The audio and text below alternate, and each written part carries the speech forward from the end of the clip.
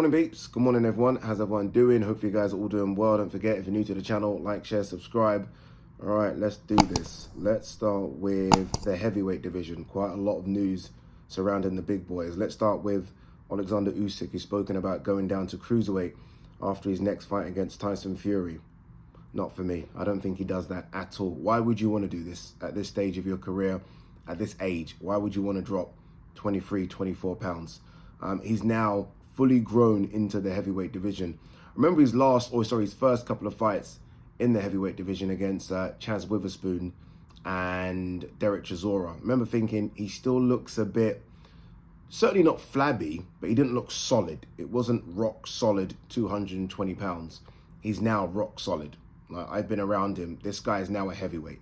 The idea of trimming off muscle, not fat, to get down to cruiserweight, at this stage, I just don't see the point. If there was like an undisputed cruiserweight champion and this big challenge and everyone calling for Usyk to try and go down to fight said person, I get it, right? If Jai becomes undisputed and there's nothing for Jai and there's nothing for Usyk, then yeah, potentially we can maybe even have a catchweight fight between those two. But Jai hasn't done that, right? Jai is only the IBF champion. There are other belt holders out there. So I just don't see the want. And look, if he wants to stick around, if he gets past Tyson Fury in December, there are a number of heavyweight fights that he could have, a number of heavyweight fights. Me personally, after the Fury fight, I think he should hang the gloves up. I think that's it. What is there more to achieve?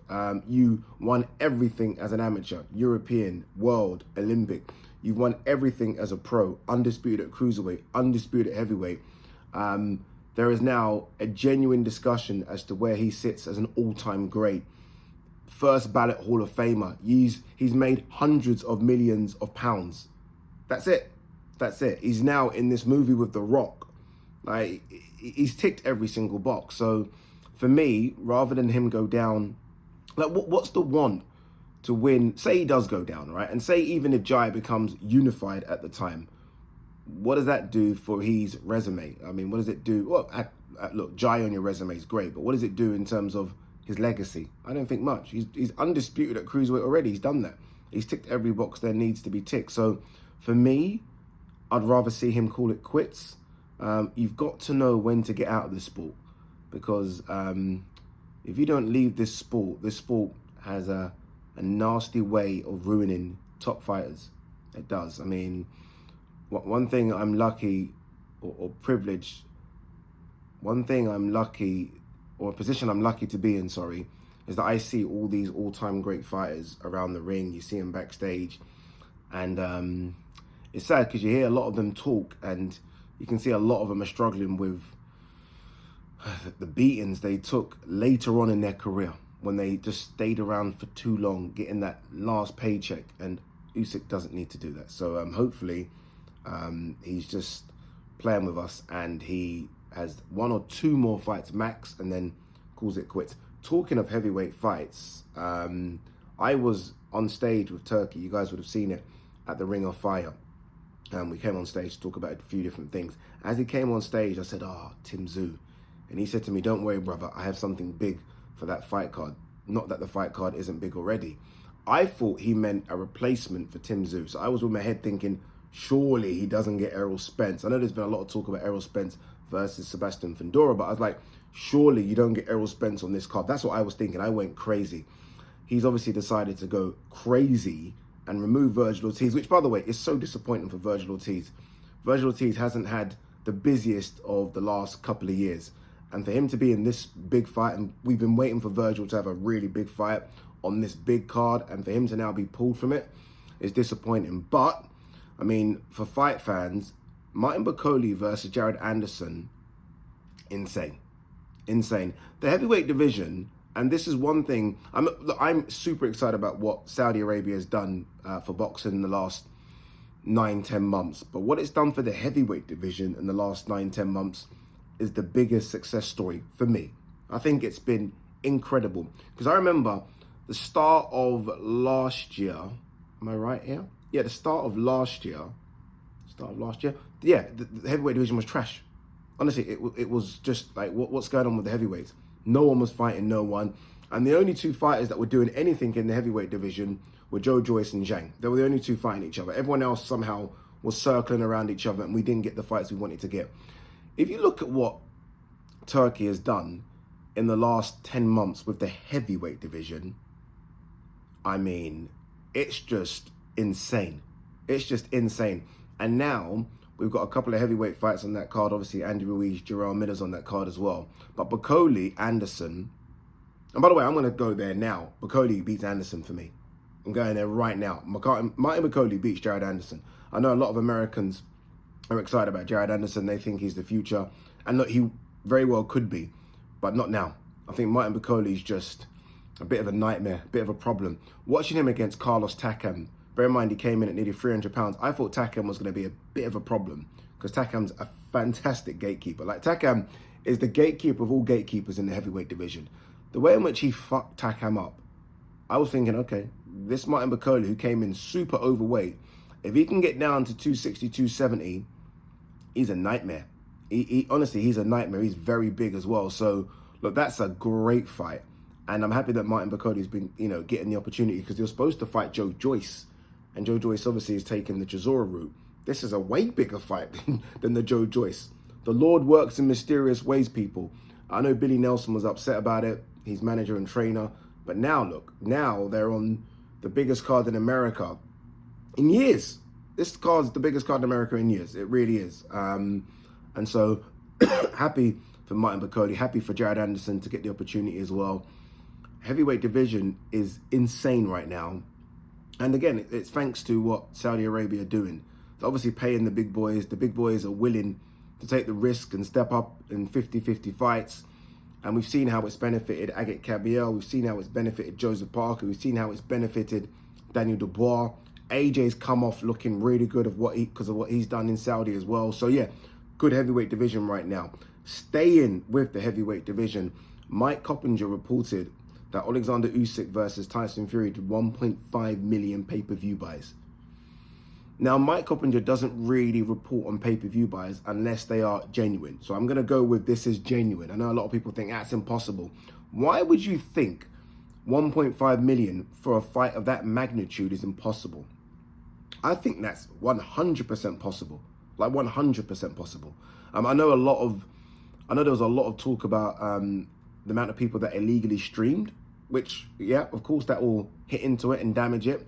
But I always know a fight's big when, and I've said this before, when people that are kind of on the periphery, on the outside looking in, start messaging me about a fight.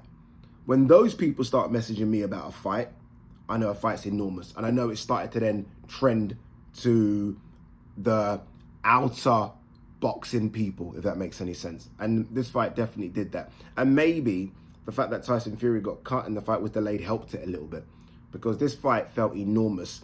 Being over in Saudi, it felt enormous. It was by far the biggest one. In terms of Brits turning up, I think 3,000 or 4,000 Brits turned up, which is a lot, people. It's a lot. Because trust me, I've done all of the other fight cards in Saudi, and you're looking at a couple of hundred.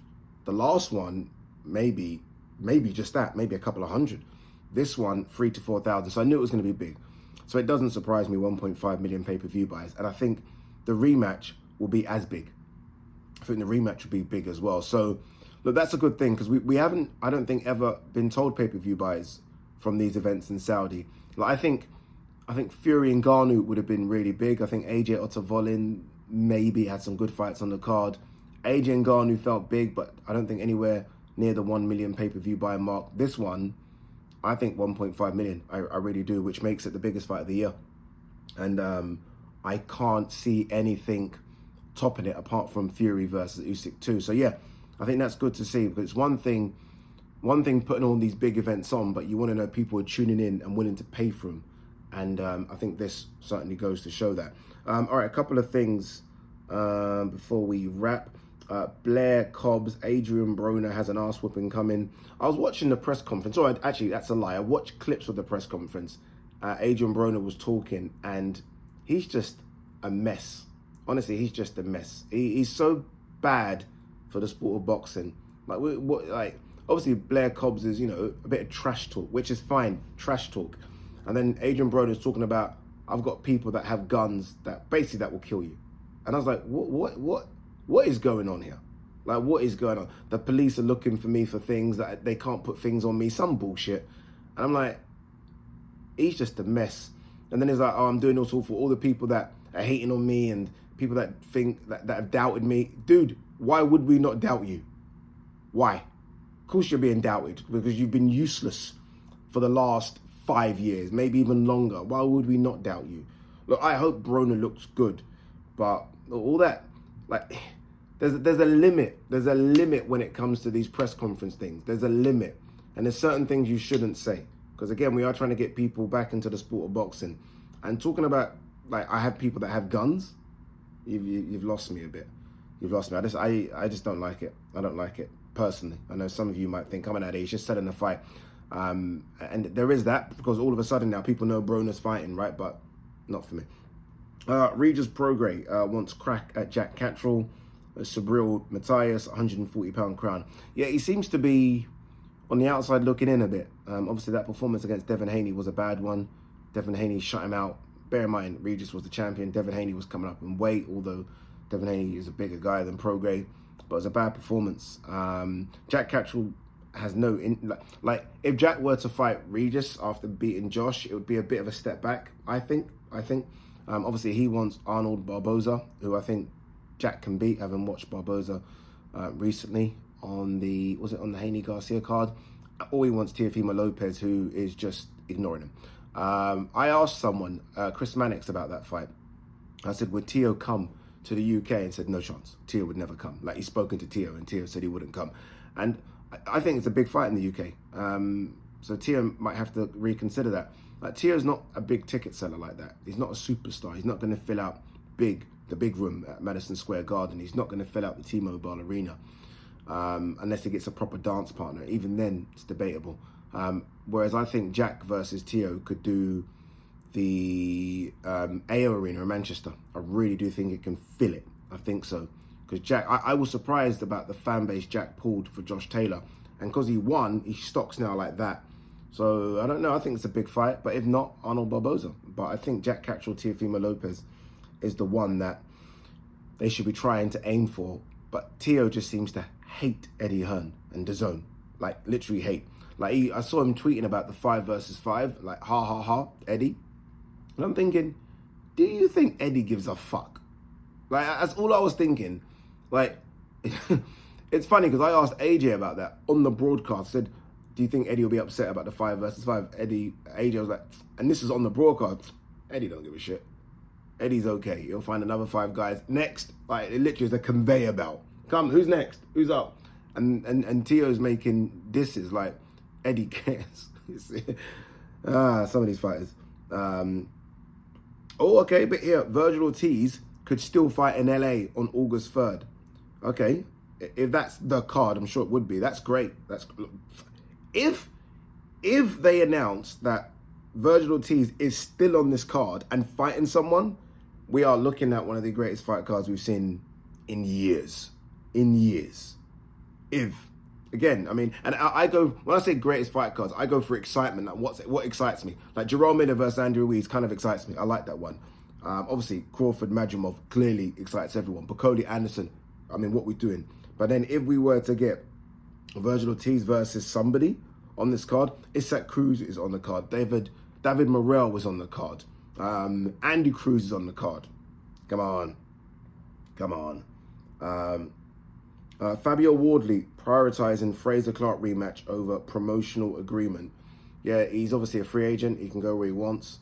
Look, right now, it's probably, if your stock is high and Fab's stock's not, it's not low, then you're in a good position as a heavyweight. You're in a very good position. If I'm Fabio, like, Fraser Clark versus Fab is still considered a British level fight, a high level British level fight, but it is British title, right? Unless they vacate. If I'm Fab, I think I want to dip my toes now into the world scene. Just dip it. I'm not talking the top guys, not a top 15 guy, but just dip it in, because this is where you want to be right now. When I say this is where, I mean Saudi's where you want to be as a heavyweight, because there's a lot of money floating around and a lot of guys are getting opportunities. So if I'm Fabio, you look at that Fraser Clark rematch and you really start looking at the numbers on the check, because is it worth it? That's a tough fight. Or do you go fringe world level on one of these big cards and show what you can do?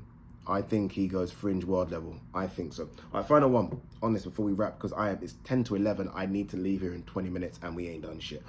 Eminem's on this card as well, which is crazy. I don't know if he's going to do a performance on this Terence Crawford card, or he's going to walk out Terence Crawford. Hopefully it's a performance, because when he does the walkout like he did in Vegas, he doesn't talk. He's just walking out and he's miming, and that's it. His song's playing in the background. We don't want that.